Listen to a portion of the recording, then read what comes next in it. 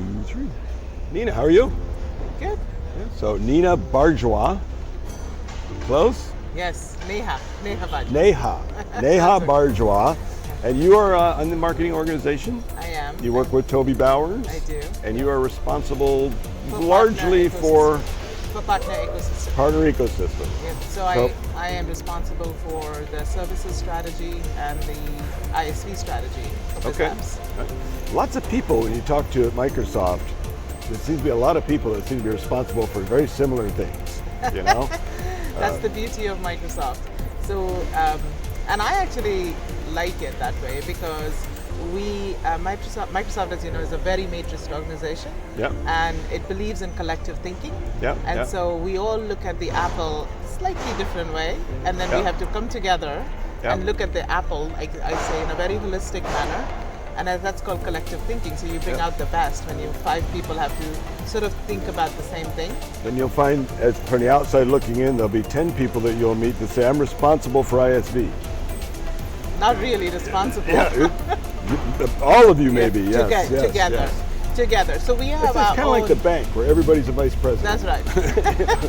That's right. But we all I think from our unique vantage point, we are all looking after a certain point of view. So particularly in ecosystem, and Cecilia is my counterpart, right, who I work with very closely. And then Googs and Greg on the ISV side are my other counterparts. Yeah. But so my vantage point is a little bit more longer term. So I am looking at what are the partner needs, both from a services, reseller, and ISV perspective, from a longer term perspective. I look at 2 to 5 year horizon. Yeah. And I'm looking at building capacity and capability, the programs, the offers to make them successful, ultimately to drive the collective business. I mean, you're talking about SI, ISV, channel, incentives. Those are a lot. Yeah. No, those are a lot of pieces. That- When you get up every day, you have to pick one and say, I'm going to work on this one, and am I going to work on this one, or how do you keep them all moving forward? Yeah. Because some of those are not necessarily even connected to one. Yeah, no, thankfully we have a good team, and that's where collective thinking comes together. So we have a really good team.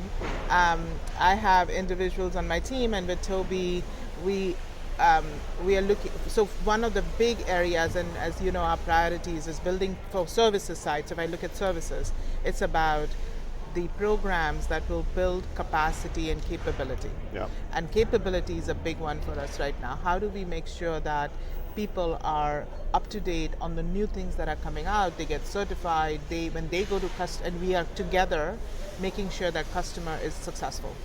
So and on capability, you're focused on partner capability, not citizens. Citizens is another group worrying about getting citizens up to speed. You got to have partners up to speed, and that's 2 levels. That's capacity to have enough people to handle the demand. That's right. And that's current knowledge. Which is the hardest one in my mind. That's right. And get you up to. That's right. And so right now we're focused on capability. Yep. Because we have made so many changes. We've changed our certification strategy. We have done a lot right now to launch lots of products. Yep. Change names of That's products. Right. Licensing changes. Yep. It's a lot to keep up with. It's a lot of this. So that is one area of big focus. And how do we leverage the Microsoft machine to get readiness out there and get skilled individuals. And when you think about partner capacity, and you know, Steve, you have to think down to the persona level. Are we getting functional consultants ready? Are we getting solution architects? Are we getting developers? Those are the 3 personas that we think about. So that's my one area of focus. That's in services. Then in the second area of focus is the growth of the CSP business. We are doing really, we have seen some explosive growth in SMB, SMC, particularly in the unmanaged space. And so how do we encourage, and what's going on there, and what do we need to do to drive even more of that partner-to-partner motion? Because what we are seeing is in SMB, SMC, finally that partner-to-partner motion is working. That took a while. Yes. I think there's still a ways for that to. There's a lot of runway left for that to get. But I think especially in U.S., the big sub, right? That's right. Everybody's paranoid of everybody. That's right. This whole idea of bringing another partner into my customer relationship is very scary. Only do it if I have to. And that's some of the stuff I think we're seeing finally kind of break down. There's been efforts by these guys, UG, and it's been a Herculean effort to get partners to think about, let's go to a customer together. That's right. Beyond just ISV, which which is this is just two SIs, going in side by side for something. But what is interesting and what we are finding is, so that's where margins and incentives come in. Yep. And they come in the first bucket as well. But this one is where we are sort of saying, okay, are the margins right? Like why should those two partners, what is actually driving those two partners to come together to work? What's the incentive for them? What's the margin for them? And so that is one area that I focus on quite a bit. The other area is enablement. To your point, like if we are going to ask that distributor to pull in an SI, like what's that readiness look like? Because it's very different. We're not asking distributors to start becoming dynamics experts. We need them to pull in a dynamics SI, a services partner. Again, at the end of the day, it's about customer success. So we want to make sure that collectively they are, first of all, incentivized, they are working together, they have the rewards system in place, and they have the enablement and the readiness to go drive that. And that maybe they've also brought in some sort of an ISV as part of that team to be able to accelerate the deployment time and stuff like that. That's been an interesting motion with, typical SI partner, right? It's all about utilization. It's all about billing as many hours as I can get billed out there, keep my people as busy as possible. And for the longest time, I think, and probably still to some degree, the concept of an ISV solution, I'd rather just build that for the customer. If the customer's willing to pay me, I'd rather just build that functionality and generate that revenue than bring in an ISV and make a little bit of reseller margin or something like that. But I think we're seeing some of that fall aside simply because there's just too much to do. There's too many things to learn, too many things to know, too many doors. Where before it's kind of like, I got to make 100% of my partner revenue on billable hours to this customer.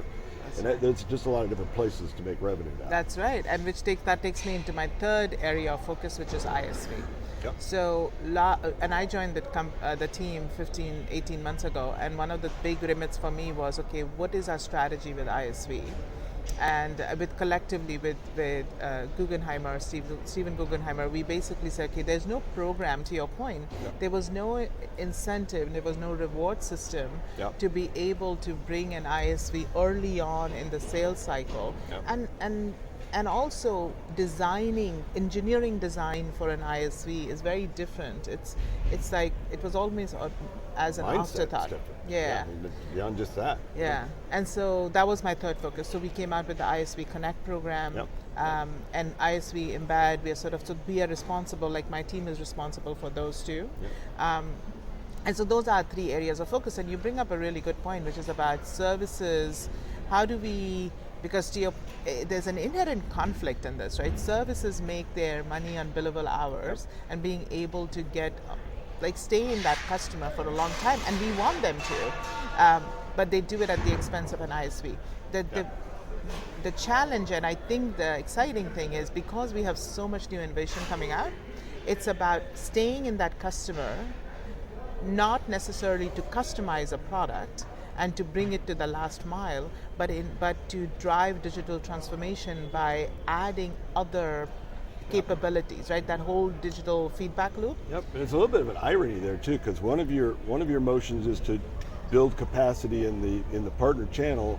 Another is to build ISV, which, to a great degree, this can potentially solve this. Yes. I mean, instead of me having to go hire a bunch of people to build stuff, I can bring in ISV solutions, and suddenly I've just multiplied my capability without hiring anybody else. That's right. So the one can be a solution to the other if everything lines up. So this is the beauty. That's why it's all in one team, so that we don't do it at the expense of somebody else. We do it, to your point, like how do we sort of think about that? So that's where I sit in, and I work very closely with Cecilia Flombaum, who actually works on the execution of it, and OCP side. And then of course Steve is our CVP sponsor, like he's our exec sponsor for ISVs. Keep it moving. Keep it moving. That is right, and we love him for it.